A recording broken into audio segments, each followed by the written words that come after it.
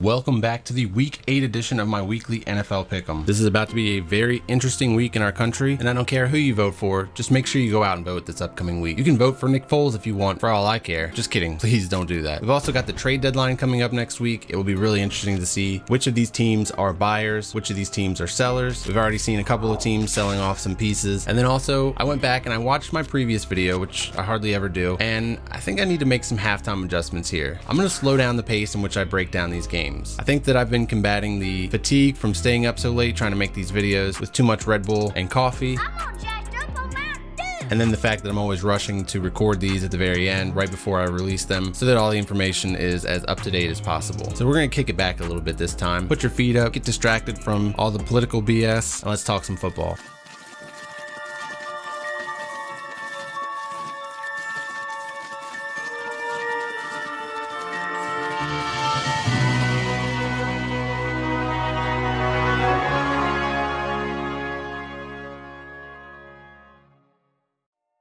Let's get right into this too with Steelers versus Ravens, which I think is the game of the week. My biggest question is, why is this another 1 p.m. start for the Steelers? The Steelers are going to end up being very underrated this season, even if they win this game because of the lack of primetime matchups versus the AFC elite teams. The Ravens are coming off of their bye week, and I just feel like they're going to be well prepared for this matchup. But if the Steelers somehow pull this off, I don't think it's crazy to consider them as the team to beat in the NFL this year. The Chiefs and Ravens have been 1A and 1B for a majority of the year, but that's been based on their performances from 2019, and both haven't looked as sharp this year. The Ravens made the shrewd move of adding Yannick Ngakoue, who reunites with Calais Campbell along the defensive line. They basically let the Vikings get Yannick into game shape, and now they get a pass rusher with potential Pro Bowl production. I keep waiting for the Ravens to get things rolling, and the bye week has me thinking that this is the week that they do it. Ravens win 28-24.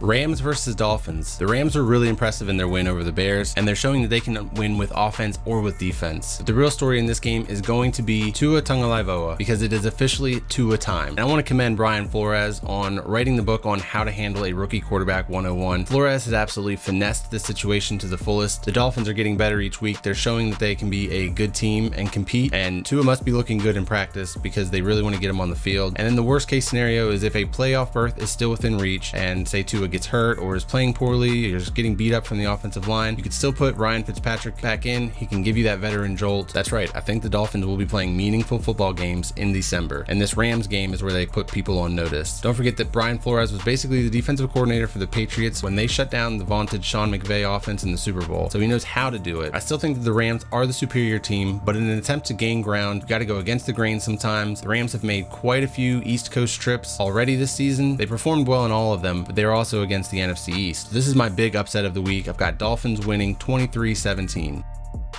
Jets versus Chiefs. I think the Jets could offer more resistance than Vegas thinks, but not much. Chiefs win 34-16.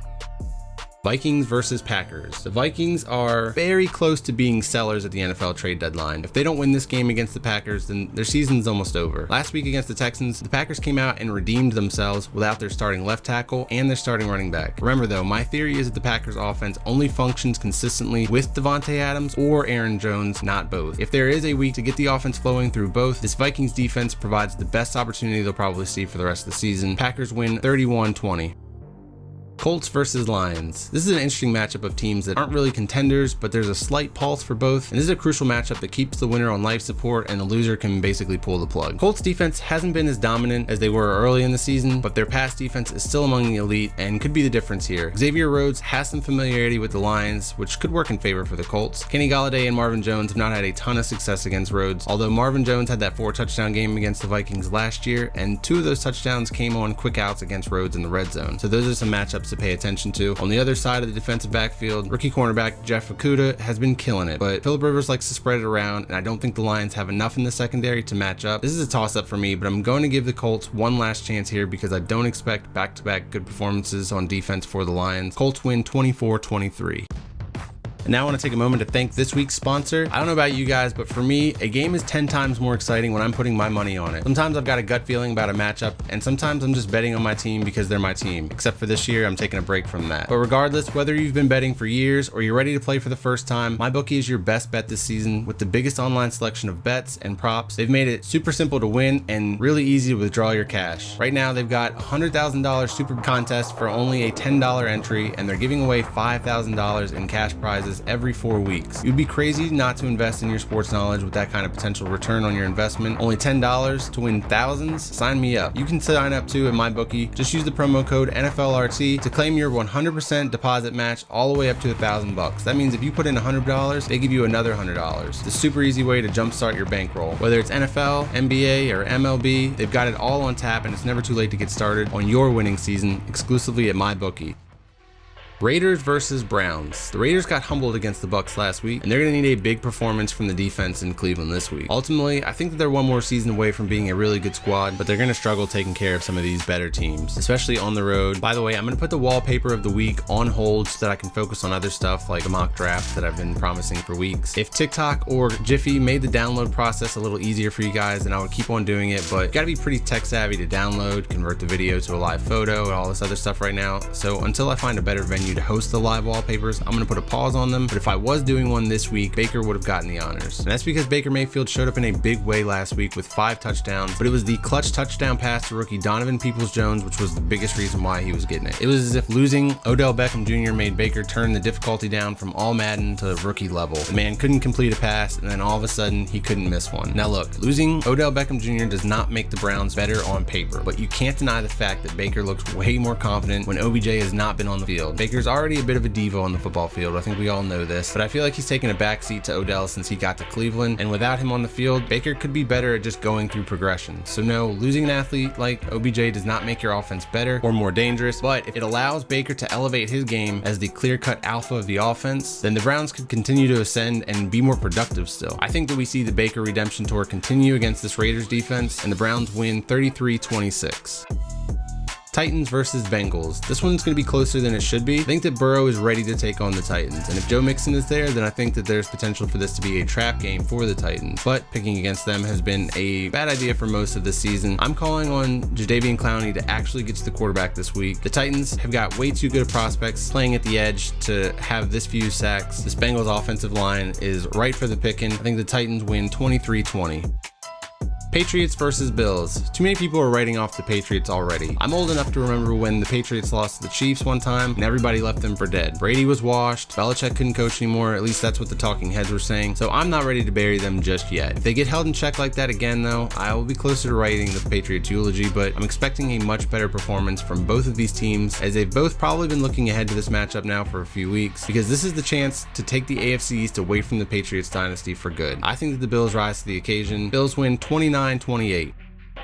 Chargers versus Broncos. Justin Herbert's been really impressive, but he's got a tough matchup in the Broncos defense this week. He's not the quarterback that I'm worried about though. Drew Lock has not looked great since returning from injury. He's making some bad throws, and I'm running out of excuses for him. He's just got to play better. I think the Chargers are a better team, and I trust Herbert more than I trust Lock right now. Chargers win 27-20.